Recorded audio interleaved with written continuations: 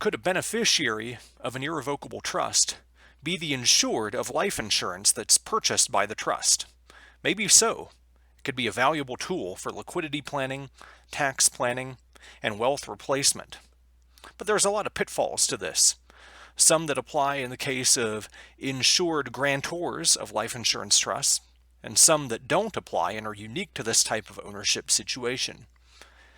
Advisors must check into things like powers of appointment and fiduciary powers and Goodwin situations to avoid a situation where possibly the estate tax could apply to the death benefit of that policy. I'm Griffin Bridgers, and this is 10 Minutes with Griffin. Today, as mentioned, we're going to get into the nitty-gritty on life insurance that's issued to insure the life of trust beneficiaries. As always, this presentation is not intended to substitute for legal or tax advice and is provided for educational purposes only. And if you'd like a copy of these slides, please email me at griffin.bridgers@gmail.com. Now, when we talk about life insurance, a lot of life insurance is individually owned within a family unit, and it's designed to benefit the family unit. And that can create estate tax issues, and that's an issue that's easily planned around. Because even though there's no income tax on the death benefit could become subject to estate tax if the insured has any incident of ownership on the policy at the time of death, or if the insured's estate is the beneficiary. So that's avoided through trust-owned life insurance, where an irrevocable trust is both owner and beneficiary of life insurance on the grantor, and so long as the policy is not gifted within 3 years of the grantor's death. But a question here is, could a beneficiary be the insured? In other words, if you have an irrevocable trust set up by somebody else for one or more beneficiaries, could you pick out a beneficiary from that group to be the insured of a policy that is purchased by the trust itself? The answer is yes. It could be a great option. Especially where you want to generate wealth for the remainder beneficiaries of the trust, or replace wealth for the remainder of beneficiaries of the trust that may be depleted by things like estate taxes, generation skipping transfer taxes, and just general depletion by the current generation of trust beneficiaries, which might include the insured in this case. And not only that, the beneficiary doesn't have to worry about funding that life insurance policy either. The trust assets and income could be used to fund premiums, and this could be helpful in avoiding some of those gift and GST tax issues that are inherent in funding the premiums as well. But there's more issues to examine before you really go down this road. There are several things that lurk beneath the surface that may not be apparent to the lay practitioner or the lay insurance advisor. One, you need to look at the grantor trust rules. Now, this is kind of an esoteric issue, but with respect to the grantor of a trust, the use of trust income to pay premiums will cause the trust to be a grantor trust. And that's usually not a big deal for the grantor, but it could be a big deal for beneficiaries here, especially if the trust becomes taxable. And this usually wouldn't be the case for beneficiaries, but it is possible to have a beneficiary be treated as a grantor under Code Section 678, especially if they release that power. And really, this is kind of an esoteric thing where you'd see maybe a beneficiary having a lifetime power to invade principal and releasing that power for reasons that we're going to look at in a minute, but still remaining a trust beneficiary. And in that case, the payment of life insurance premiums could still be a power that causes this to be a grantor trust with respect to that insured beneficiary. Now, much like you'd have with an insured grantor, you have to avoid estate tax by making sure that the insured beneficiary does not hold any incidents of ownership in the policy at death. Now, while a beneficiary is not the owner of trust assets, usually through a spendthrift clause, it's important to note sometimes a beneficiary might be given a power of appointment over the trust assets. And it doesn't matter whether this is a limited or general power of appointment.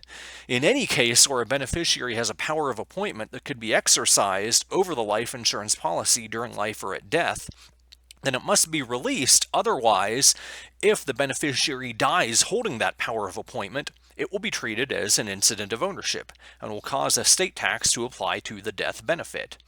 And it's important to note, too, that because of that release, the beneficiary now has no power over who the remainder beneficiaries of that policy might be. So in other words, if you wanted to benefit a spouse, you might not be able to, because if the spouse is a party in whose favor that power of appointment could have been exercised, but is not a remainder beneficiary of the trust, the insured has no ability to direct those trust assets to the spouse. So this is usually a planning strategy that doesn't apply to the family unit itself, but only to the blood descendants of the original grantor of the trust. And even if there are no powers of appointment, or if those are released, you also have to look to fiduciary powers that may be held by the beneficiary. In other words, is the beneficiary acting as trustee, or could they be trustee? Could they release or a power to be trustee, and in the vacuum of that have the power to still remove and replace a trustee, including themselves or a party who's related or subordinate.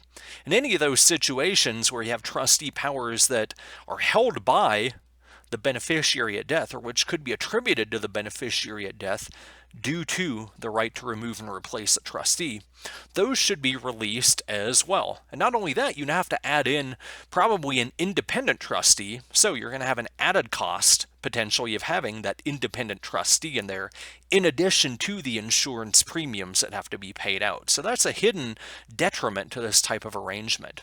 Now, the 3-year rule still applies here, but the analysis is a little bit different. You have to look at whether those powers we just discussed are released prior to or after the purchase of life insurance. If there's a release prior to the purchase, you wouldn't have a 3-year rule issue, but if the release happens after the purchase of life insurance, then you'd have a 3-year rule issue. And what that means is that the beneficiary must live for at least 3 more years after the release of those powers to avoid the estate tax issue. Now, that's just really a matter of timing. If you're going to look at these releases, make sure they're done before the trust purchases life insurance. And you may want to carve out a specific share of the trust that'll own the life insurance, over which the beneficiary could just release their powers. As always, with any life insurance, you need to avoid a good win situation, which is any situation where there's a triangle created by having the insured, the owner, and the beneficiary of the policy be 3 separate independent persons. And that could cause tax issues, but that's easy to avoid here. You just make sure that the trust is both the owner and the beneficiary of the policy at all times. GST tax could be a concern here as well, especially because if the policy death benefit becomes subject to estate tax, it could also be subject to generation skipping transfer tax. And that would be a big deal in a trust that's not GST exempt. So you need to avoid the 3-year rule not only for the estate tax issue, but also the GST tax issue. And then finally, one thing that flies under the radar here that you wouldn't get with a traditional ILIT, because there's language to avoid this, is that there are prudent investor rules that apply to the trustee of the trust. So the trustee, under state law or the terms of the trust, may have a duty to diversify trust investments. So an investment in life insurance may not meet that duty. And that extends not just to the life insurance itself, but also to the internal investment of life insurance cash value into investments within the policy wrapper itself. So that could subject not only the trustee, but maybe also the life insurance advisor who's in charge of that investment to additional fiduciary duty. So you may need to look at ways you could have trust beneficiaries release or limit the fiduciary liability that may stem from this prudent investor rule, not only at the trust level, but also within the life insurance policy itself, if you're going to purchase a term, not a term, but a cash value policy such as whole life or universal life. So we're not going to discuss the type of policy that works best here. We're just going to look at these basic issues because I'm not an expert on life insurance and I can't tell you what type of policy should be purchased. But if you're going to look at having a trust purchase the life insurance, it's important to keep these general problems in mind and plan around them. As always, if you have questions or topic suggestions, you can email those to me at griffin.bridgers@gmail.com. Thank you for listening to this episode of 10 Minutes with Griffin, and I look forward to seeing you in the next one.